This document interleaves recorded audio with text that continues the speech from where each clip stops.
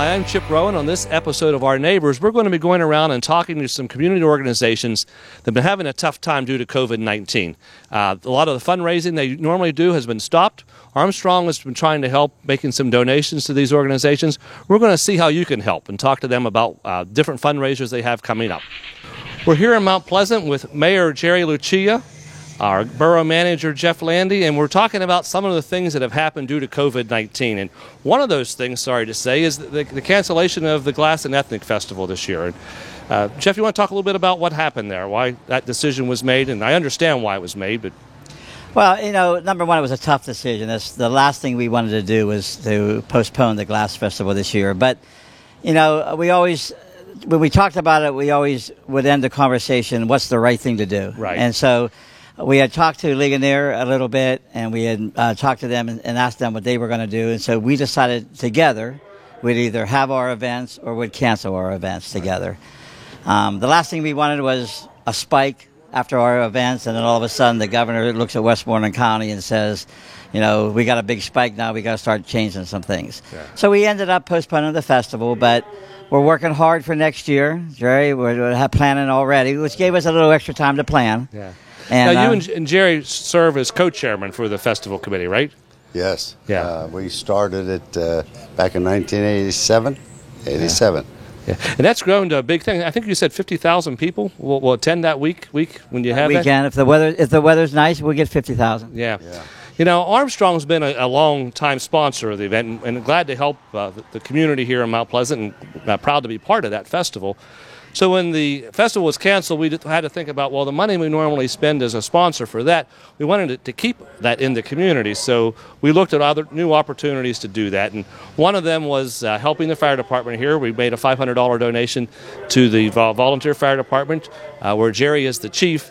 And we also made a $1,500 donation to the Festival Association to help them replace the electrical box. And add another $500 to the Mount Pleasant Center for Active Adults, which is the senior citizens program. So that was a way for Armstrong to continue to give to this community in spite of the festival not happening. But Jerry, would you talk a little bit about, I know the fire department's been hit, all fire departments have been hit hard. Yes. And one of those problems is the fact that you can't have events. So you want to talk about how that affected? Our major event was the annual street fair. Okay. And we had to cancel the street fair. And because the amusement rides, he would not be able to bring them. That's right. Number one. Number two, the crowds would be bigger than 25 or 50 people. Right. So we canceled it.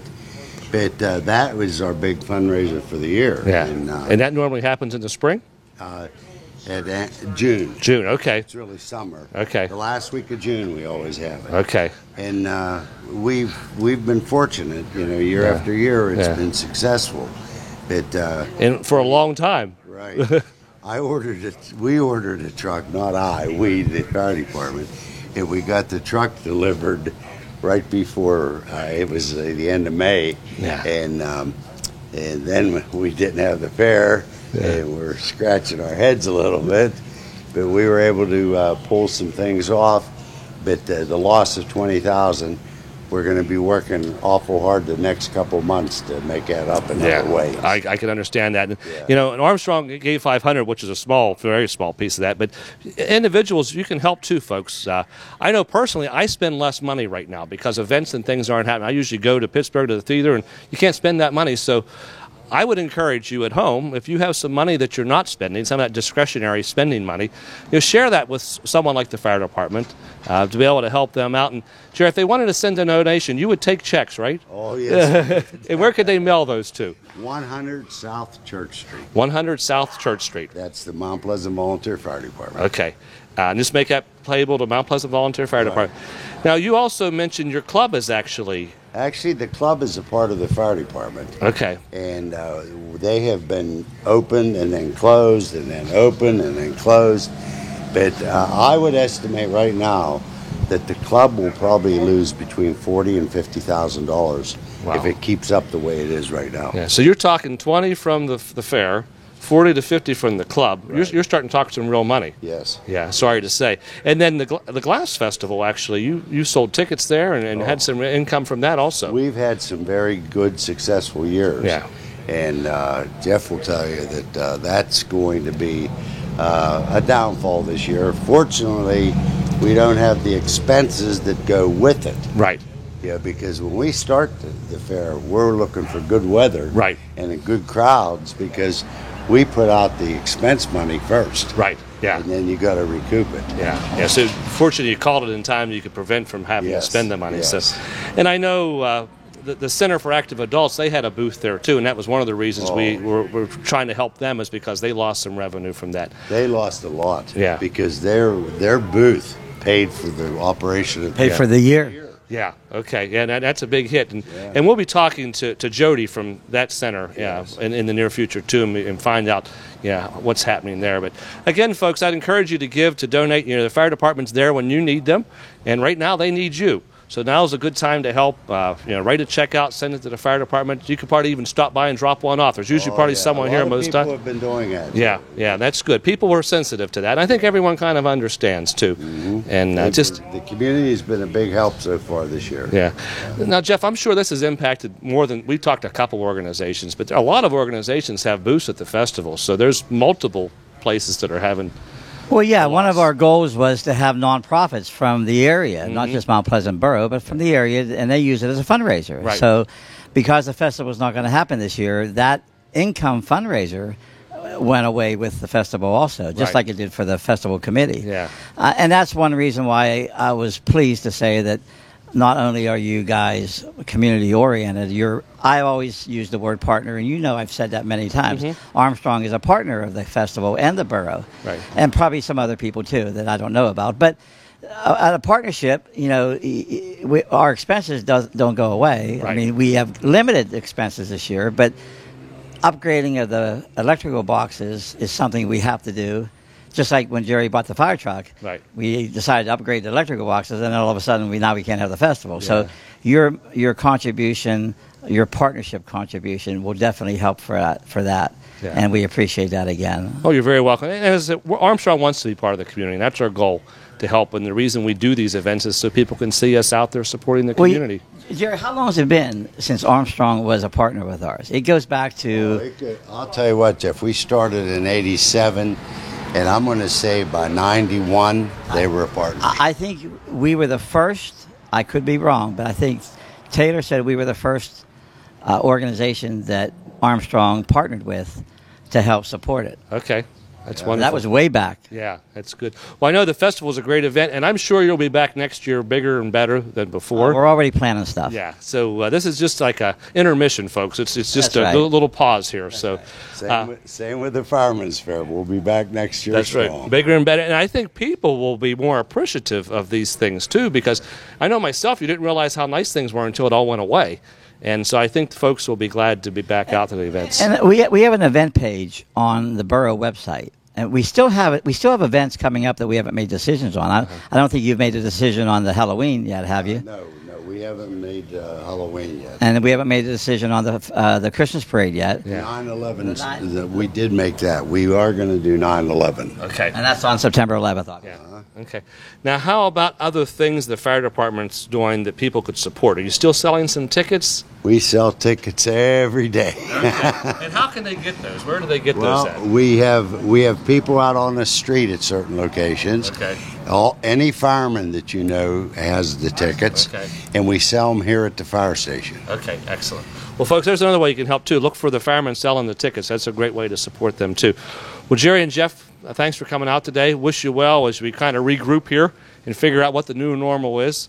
And We appreciate what you've done and what you always will continue to do. I know that. Yeah. And tell Butler, that's the big house, that we really appreciate it. we will do that. You're very welcome, and we're glad to help. Thanks, guys. Thanks. Today, I'm with Jody Fields, who's the director for the Mount Pleasant Center for Active Adults. Good to have you here, Jody. Thank you for coming. It's good that you're here. Yeah, well, it's great. We are actually socially distanced, so we're not going to use masks. You'll be able to actually see our mouths and tell what we're saying. So It's easier to talk that way. it definitely is. So, Jody, I know it's been a tough year. COVID-19 has really had an impact on everyone, yes. and you as a nonprofit and serving senior citizens has been difficult. But in spite of that, you're still actually serving seniors from the Mount Pleasant area. Could you talk about some of the things that you're still offering? Yeah, we are. We are currently still providing meals to the homebound seniors. We encourage anyone that knows a senior or is a senior that would need help to give us a call. Our number is 724-547-4593, and we will make sure that we do everything in our power to help them. If they're homebound and they can't get out, they're by themselves.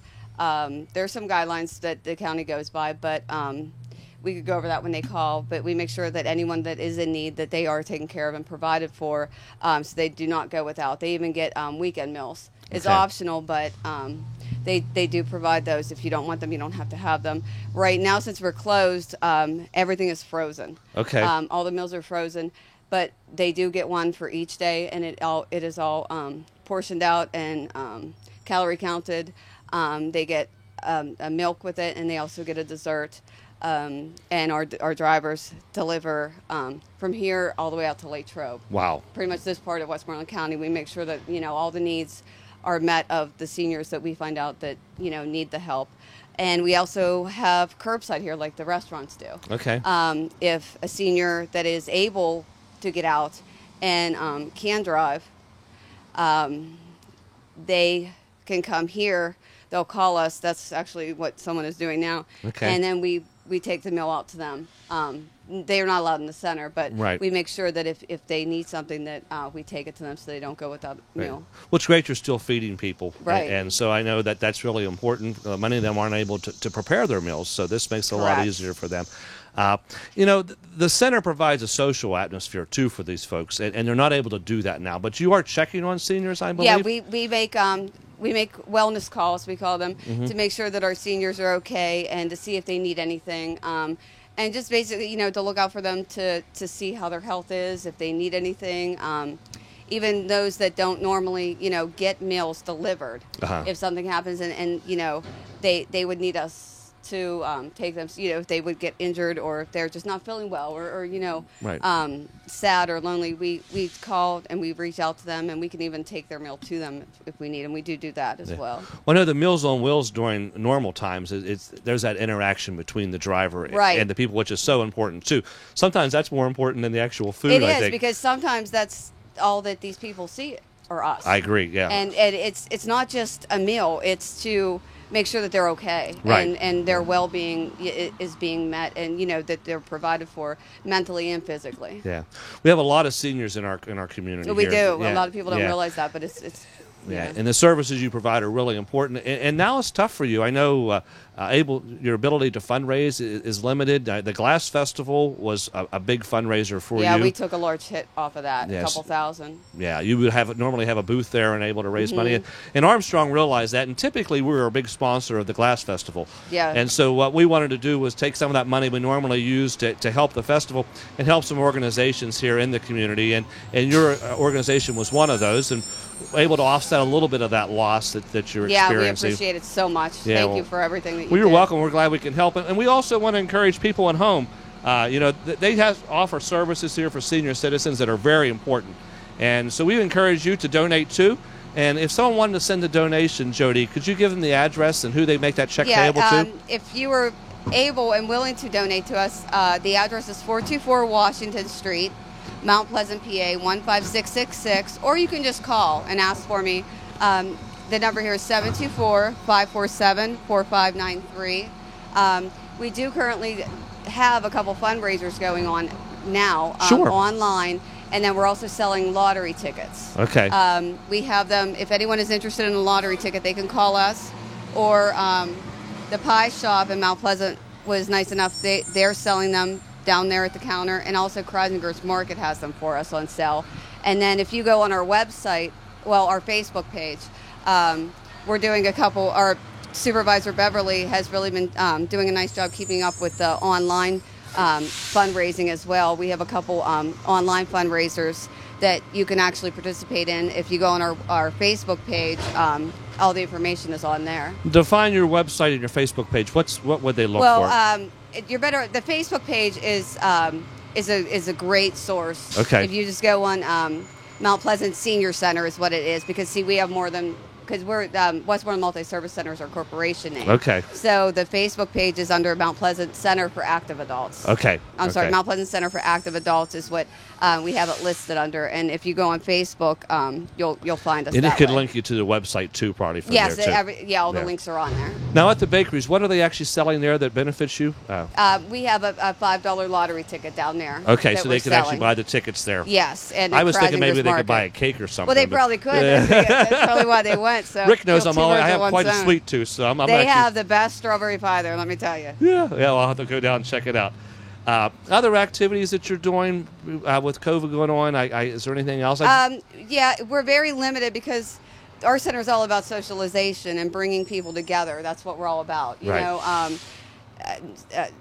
bringing them in and becoming, a big family. And it's sad that we can't do that right now, but we're reaching out to them with the phone calls, and we're also distributing information how to stay safe at home during Right. the COVID. My supervisor Beverly, she prints out activity pages all the time for them to stimulate their minds, and then we'll also have we get the magazine, that senior magazine, so we distribute that to them, and then we've been sending out directories, which has a lot of information in there of phone numbers that they may not even know that they need. We've been helping try to get them interacted that way, Yeah. through distributing information to them. Well, that's great, and keeping engaged with them is Right. a thing. Now, you mentioned you just recently received some grants for the center. Yeah, Yeah. I got just the last one that I got for us is for the Latrobe Senior Center. I got a $38,000 grant for replacing all the windows out there. Okay. And the one before that, it was $4,700. I got an arts and crafts grant. I wanted to create an arts and crafts program for the seniors to keep them stimulated physically and mentally. And it's nice so they get to come and socialize and interact, but unfortunately we haven't been able to do that. My program has been put on hold. Okay. It's through the Latrobe Arts Center. Okay. I have an actual art teacher come in, but I wanted it to be more than just art. What we do is whenever they come in and whatever particular project we do that day, we've done paintings, we've done some decorations for Christmas, we've done wreaths, but it's certain types that we do. We will Google and look at different styles, and then when we have that particular class, I will teach them how that particular creation came about. Like if we do like stepping stones, like Right. who created that or who's popular for that, and certain artists that that created different styles and textures Yeah. for whatever particular piece we're doing. Kind of stimulates their brain too. Right, It so has they're them not think just about that. doing crayon or Crayola projects. They're actually learning something as they go, Yeah. and hopefully taking something away. That's great. And now, volunteers are an important part of what you normally do Yes. here. And right now, volunteers can't be here because the building's not open. But I know that's not going to be a permanent thing. And when we're just praying that this COVID-19 goes away and we can Hopefully get back to soon. some type of new normal. But when you are open, you could use volunteers. Definitely, Yeah. we are all our volunteers are everything to us. We thrive on our volunteers, and if anyone is willing to help out in any way that they can, if they can't make a donation money wise, sometimes being here and just helping out, with us packing the meals or helping distribute information is sometimes more important than anything, because we strive for that. They're who we are. Right, that's a value. They mean There's a a value lot. to that too. And if they wanted to volunteer, they could just call the center. Yeah, they could call us for more information. Again, it's 724-547-4593, and then we could take it from there if they're willing to pitch in. And they could call now, and you could call them when, Yeah, when we're things here are back every day. back open again. Yeah, even though the center is closed to the public, our office is still in operation because we're planning new programs, and we're, like I said, we're reaching out to the people, and we're making sure everyone that is in need, that their needs are met. Okay. So we're still here running the show, but behind the scenes. Yeah, well, it's great. There's still things happening. We're just doing it at a safe distance right now. Right. And so, folks, we encourage you to help the center here. Send the donation, or if you have some time and want to volunteer, give them a call. Support some of the fundraisers they're doing. Jody, thank you for your work. Thank you for everything, and thank you for your donation. We so appreciate it. You're very welcome. Thank you for everything. We wish you well here. Thank you so much. I'm here at the East Huntington Volunteer Fire Company in TARS, and with me is O.J. Walsh. O.J. is the president. Good to have you here, O.J. Thank you. And with him is Brian Kite, and Brian is actually the fire chief here for East Huntington. Good to have you here too, Brian. You too. You know, with COVID-19, it's been very difficult for nonprofits, especially fire departments, to make ends meet. You know, often their way of raising money is through fundraisers that require people to come out and have larger events. They haven't been able to do that, and East Huntington's been affected by that too. And guys, if you don't mind, just talk about some of the things that you've had to cancel and some of the things that you kind of had to put on hold because of this. You want to start with the fish fry? Yeah, well, we started our fish fry out, and then partway through it is when the COVID hit and totally shut us down on that. And we had other spring events set up to do. We were going to have an axe throwing competition and different fundraisers, and that come to a stop. And in that process, we were in the process of purchasing a new rescue truck, and that come to a stop. Yeah. Now, you talked earlier what that investment was going to be for that truck. So, do you want to share what that is? Almost $300,000. Okay. And you were almost ready to sign the papers for that, and then someone got sick, and that didn't happen? Somebody got sick in the process of the contract, signing the contract, and that put it on hold and benefited us because of not having to sign the contract. Yes, that was a blessing, because if that paper would have been signed, you would have been in that financial commitment. Yes. Correct. Yeah, yeah. Now, your fish fries, that's a big thing for you, I would imagine, when that's happening. We start a week early for our fish fries. Okay. Do a pre-week just to get everybody in the game of it. Okay. We do the weeks of Lent. In our last week, we have a very big fundraiser. We have a fish fry buffet dinner. Okay. And we have people come from Somerset, Greene County, the whole way up here just for that. Yeah.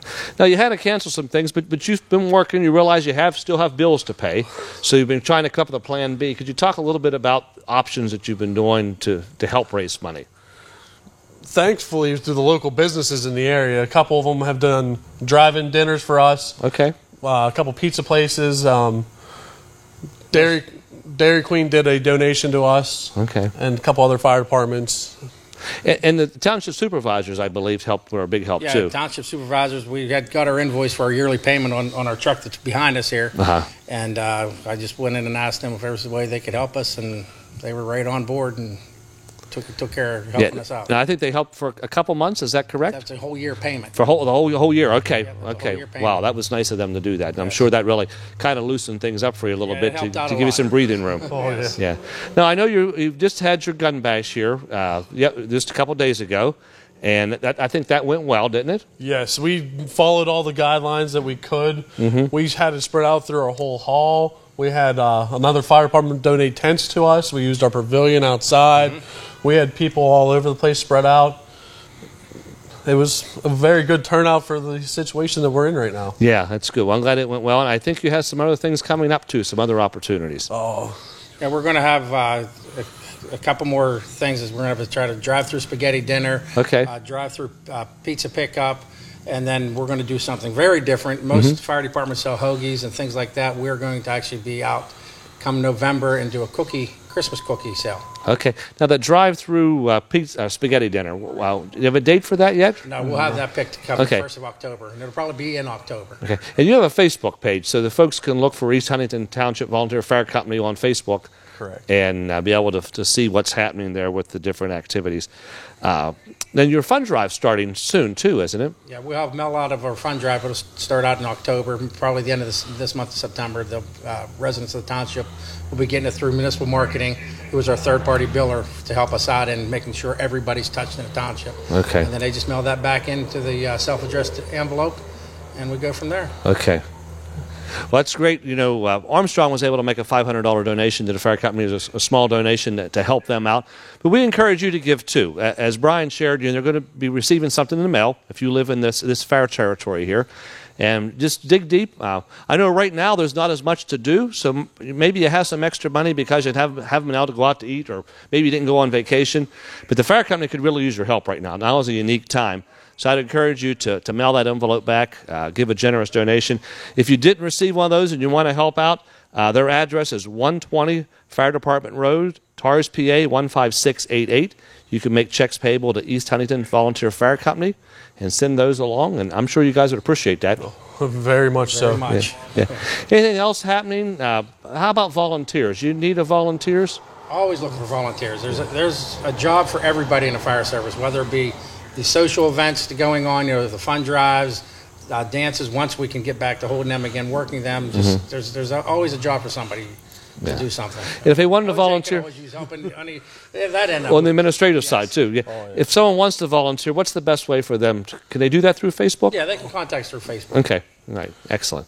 And they can join at the age of 14 as a junior. Okay. The whole way up. So Yeah. we're always accepting any age group. And like you said, there's a job for everybody. Yeah. It doesn't have to be going into a burning building. Right. So Yeah.